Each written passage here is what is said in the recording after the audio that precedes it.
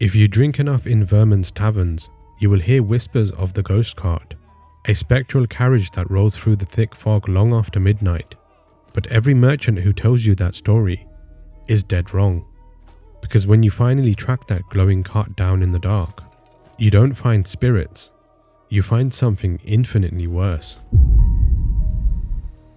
Every peddler on the road will warn you to keep your lantern fueled. They say the light keeps the phantoms away, but they completely misunderstand what a phantom actually is. These are not just restless souls wandering the woods. They are the malicious, freezing remnants of those who died violently. And they don't just want to kill you. They want to possess the people you trust the most. When the sun drops and the cold gathers, a dry lantern means you belong to the dark. The true terror of a phantom is never the physical strike. It is the hijacking of your own companions. When you have the most loyal pawn by your side, but the second that pale blue light latches onto them, their eyes change a deep glowing red. Suddenly, the very sword they swore to protect you with is swinging directly at your neck.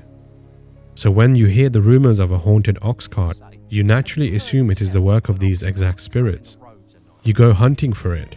You brace yourself for a fight with the supernatural. You follow the heavy grinding sound of iron wheels through the mist. But when you finally catch it, the glowing blue light isn't a ghost. It is a slave cart, packed full of pawns in iron chains. And the realization hits you. The line between the horrors of this world and the mundane cruelty of humanity. Sometimes the real monsters don't need magic to be cruel. Sometimes it is just the work of men. You walk away from the cart, leaving the metallic rattling of iron chains behind you in the fog. You think the worst is over. You keep your lantern fueled, you stay on the dirt path. But the woods at night do not care about your light. Before you ever see it, you feel it. A rhythmic, heavy vibration trembling through the dirt beneath your feet. You must pray that you do not wander into the hunting grounds of the Minotaur. It is not a calculating predator like a goblin.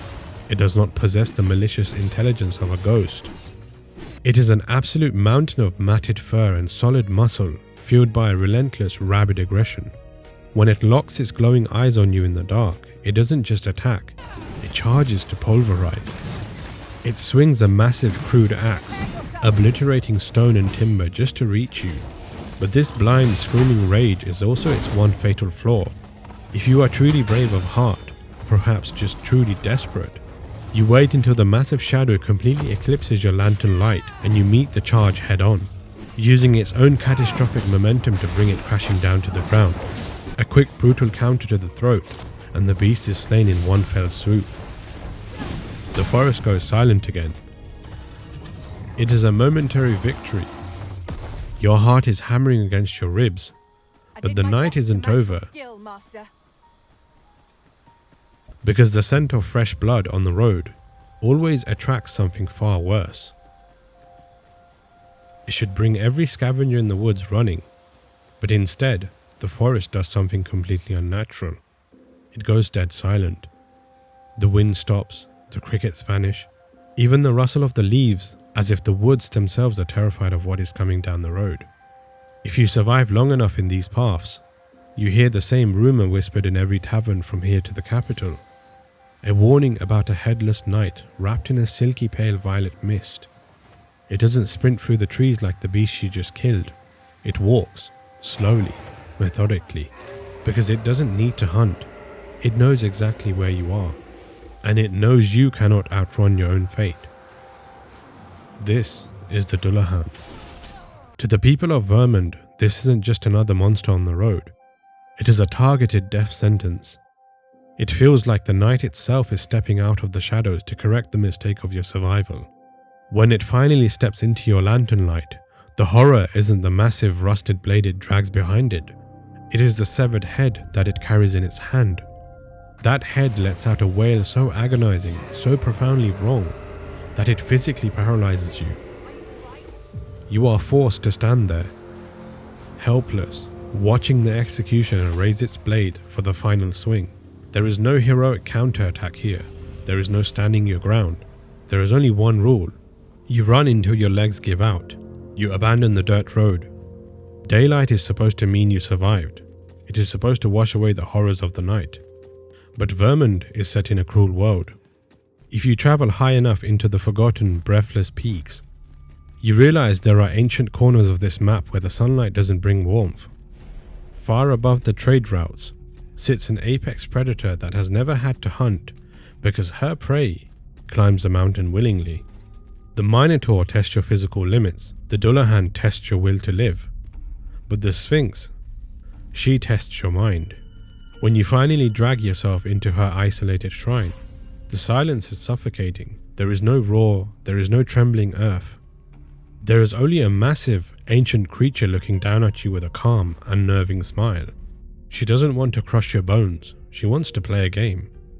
For a hardened traveler, this is the absolute pinnacle of a psychological dread.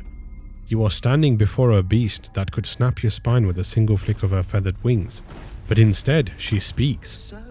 She demands a riddle, and the currency she deals in is absolute devastation. She asks you to present the person you cherish most. You realize with a sickening drop in your stomach that she isn't just testing your intelligence, she is weaponizing your attachments. Come to test your wits. If you answer incorrectly, the punishment is infinitely worse than a physical blow. She doesn't kill you, she mocks your ignorance. She spreads her massive wings and abandons you, leaving you completely alone on a freezing peak with the crushing weight of your own failure. The phantoms and the brutes of the night just want to end your life. The Sphinx wants to break your mind.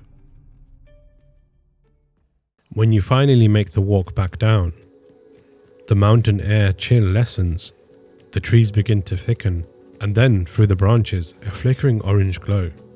You step into the light of the campfire, you sit on the log, and you sigh, a breath of relief.